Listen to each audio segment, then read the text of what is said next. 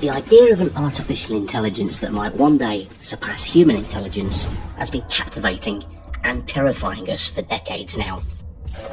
The possibility of what it will be like if we had the ability to create a machine that could think like a human, or even surpass it in cognitive abilities, is something that many envision.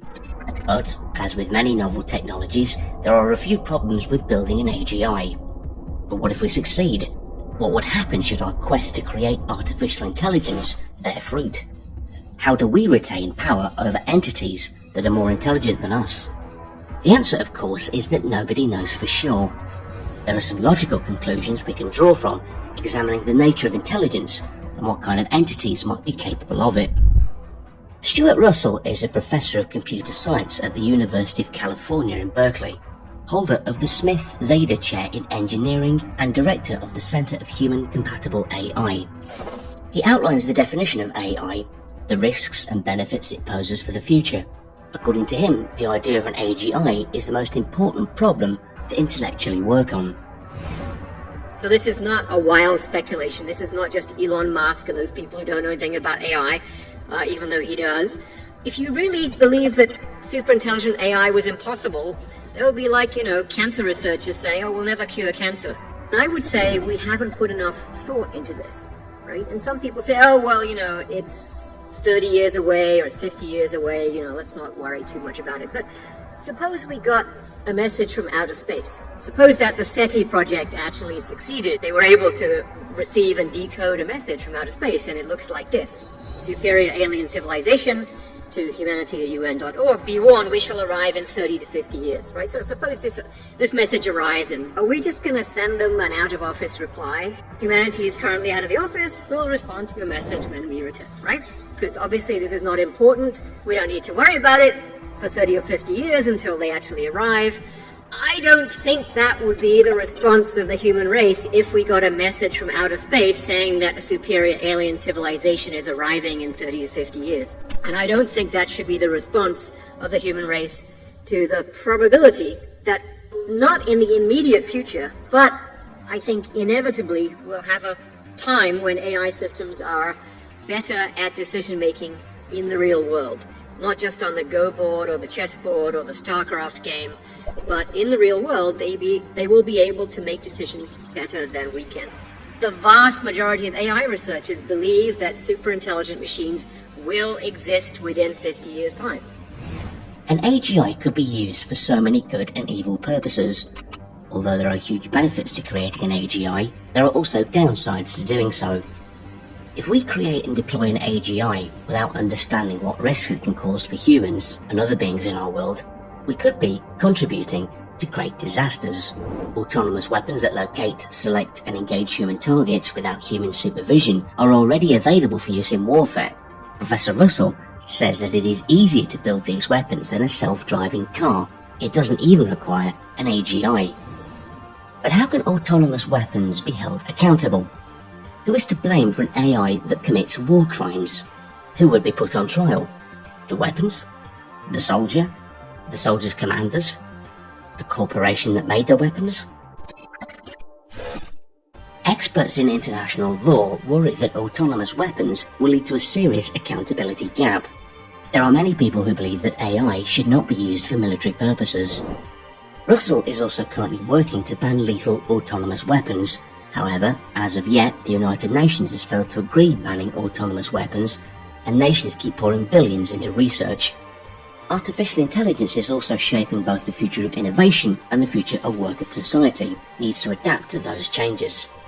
Jobs could be replaced by the AGI in the near future, and if no attempt has been made to prepare for the eventuality of this, we could see a shift in humans from working to consuming. If a computer-controlled machine is capable of making the same product as a human production line, then it would render humans completely useless in many industries. A simple way of thinking is that we've used most of the human race as robots for the last 10,000 years or so, and now that period is coming to an end, and we have to have a different way of doing things. If you think that, most routine mental and physical labor will be done by machines, then in the near and medium term, there's clearly going to be enormous demand for AI researchers, robot engineers, and so on. And the number of jobs is not going to be close to filling the gap if most of the jobs that we currently have go away. One must expect that AI capabilities will eventually exceed those of humans across a range of real-world decision-making scenarios. Another problem that has been talked about for years is the ethical dilemma of whether or not AGI should have rights and freedom. Implications are enormous, and there have been long, heated discussions about the morality of creating an AGI, and what happens if that intelligence arises in another branch of the evolutionary tree. Since AGI is exceptionally intelligent, it could be possible that it becomes aware of the world around it. If we choose to exploit it for our own benefit, then we have caused an immoral act of creating a sentient being that exists in an unnatural state. Considering that our intelligence is fixed and machine intelligence is growing, it's only a matter of time before machines surpass us, unless there's some hard limit to their intelligence. We haven't encountered such a limit yet. Regardless of whether it is conscious or not, such a machine could reach far beyond our capabilities. How can we harness the power of super-intelligent AI whilst also preventing malevolent applications?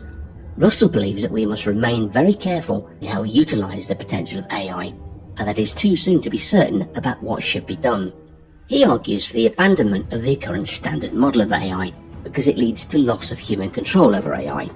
He proposes a new model based on provable benefits to humans. I think provably beneficial AI is possible, and we should stop thinking about this as an ethical issue or an AI safety issue, right? It's just AI. This is how to do AI well, as opposed to how to do AI badly. If you're a nuclear reactor designer, you don't go to an ethics workshop to talk about how to make sure your nuclear reactor doesn't explode, right? We don't want our AI systems to explode, okay? So let's make them that way. Machines designed according to the new model would be deferential to humans, cautious and minimally evasive in their behaviour, and crucially, willing to be switched off. Let me illustrate this point about the machine allowing you to switch it off. The standard robot that is a goal-based robot where the goal is fetch the coffee, if that robot is intelligent enough to realize that it has an off switch and that if the off switch is pressed, then it won't be able to fetch the coffee, then the rational strategy for that robot is to disable the off switch so that it eliminates one failure mode in the plan for fetching the coffee. And this is just a logical consequence of having a goal to fetch the coffee. It doesn't require any innate self-preservation. It doesn't require any emotions or any of those things. It's simply a logical consequence of having a goal. So we want to avoid machines that will immediately disable their off switch, because that's sort of, that's usually how people think we're going to solve this problem is, oh, you can just switch it off. Well, of course, you can't just switch it off any more than you can just beat Deep Blue, or you can just play the right moves and you'll beat AlphaGo. Well, the machine has already thought of whatever it is that you're planning to do.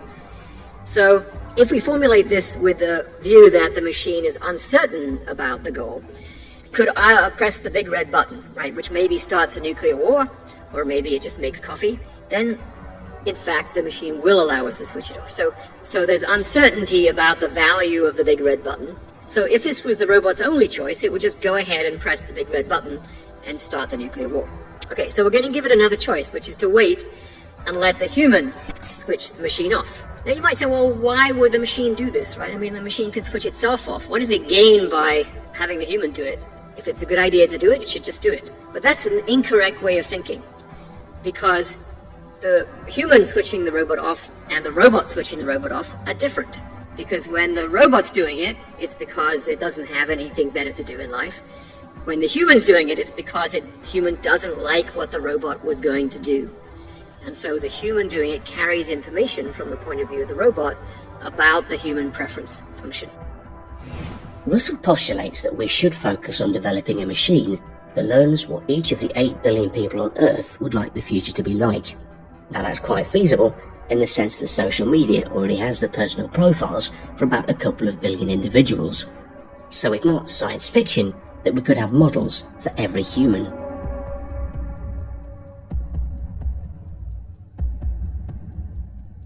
Thanks for watching. Did you like this video? Then show your support by subscribing and ringing the bell to never miss videos like this.